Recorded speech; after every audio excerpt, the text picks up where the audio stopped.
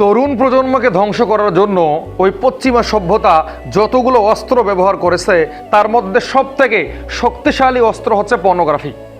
Pornography দিয়ে একটা যুবককে যত তাড়াতাড়ি ধ্বংস করা যায় অন্য কোনো জিনিস দিয়ে এত তাড়াতাড়ি ধ্বংস করা যায় না। পর্নোগ্রাফি দেখার ফলে আপনি যেমন আপনার মস্তিষ্ককে হারিয়ে ফেলছেন, ঠিক তেমনি শারীরিকভাবে আপনি দুর্বল হয়ে পড়ছেন।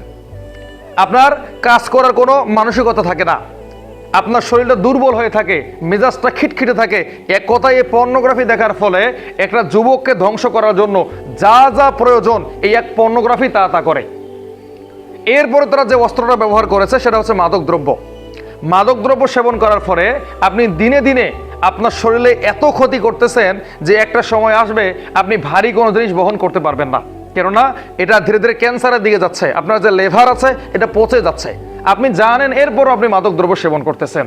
আর এখন তো বিড়ি সিগারেট না, এখন যে কত ধরনের মাদকদ্রব্য এসেছে যেটা আমাদের মুরব্বীরা নামও জানে না। এই যুব সমাজকে ধ্বংস করার জন্য 3 নম্বরে তারা যেটা কাজ করেছে সেটা হচ্ছে আমাদের যে একটা রুটিন আছে, আমাদের যে একটা জীবন ব্যবস্থা আছে এটাকে ধ্বংস করেছে। এখন যুবকেরা ঘুমায় রাত 1টার পরে আর উঠে হচ্ছে 10টা 11টার ওই দিক। আজকে বিজ্ঞান বলছে কোনো ব্যক্তি যদি ফজরের নামাজের সময় উঠে নামাজ পড়ে এরপর সে কাজ করে তাহলে তার শরীরটা 100% স্ট্রং থাকে এবং তার মাথার মধ্যে যে কোষ আছে, ব্রেনের কোষ, এই কোষগুলো মজবুত হয়। আর কোনো ব্যক্তি যদি ফজরের নামাজের পরে ঘুমায় তার এই মস্তিষ্ক দুর্বল হয়ে যাবে, কোনো কিছুকে মুখস্থ করার আয়ত্তটা তার কমে যাবে, সে কখনো একটা পড়া 1 ঘন্টার ভিতরে পড়তে পারবে না।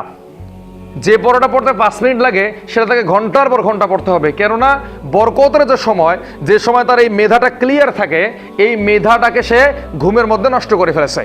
আজকের দিনে মাদ্রাসায় আমরা দেখি একটা সিস্টেম করা আছে, ফজরের নামাজের আগে উঠে পড়া, ফজরের পর পড়া। এটা কিন্তু খুব গুরুত্বপূর্ণ একটা সময়।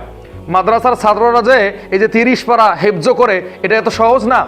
একটা স্কুলের ছেলেকে 100 বছর সময় দেন, এই কোরআনটা মুখস্থ করতে পারবে না, কেননা তাদের নিয়মের মধ্যে পরিবর্তন এসেছে, খাওয়ার মধ্যেও আবার পরিবর্তন এসেছে। এখন আপনি আর ওই যে তরু তাজা শাকসবজি খেতে পারছেন না, যা খাচ্ছেন সব ফরমালিন যুক্ত, যা খাচ্ছেন সব সার দিয়ে তৈরি করা। তো আপনার খাবারের মধ্যেও কিন্তু তারা পরিবর্তন এনেছে। এরপর তারা কি করেছে? শিক্ষা ব্যবস্থাকে ধ্বংস করেছে। তোমার শিক্ষা ব্যবস্থার মধ্যে এখন আল্লাহ আর রাসূল নাই। তুমি এখন 10 বছর, 20 বছর, 50 বছর পড়াশোনা করবা, দেখবা যে তুমি 10টা সূরাও জানো না, নবীজির 2টা হাদিসে জানো না, কোনো ক্ষেত্রে কোরআনটাও শুদ্ধ করে পড়তে পারো না। তাহলে তোমার এই জীবনের উদ্দেশ্য কি? তোমার জীবনের উদ্দেশ্য যদি জান্নাত না হয়, তোমার জীবনের উদ্দেশ্য যদি আল্লাহ এবং তার রাসূলকে কাছে থেকে দেখা না হয়, তাহলে তুমি কি করলা জীবনে?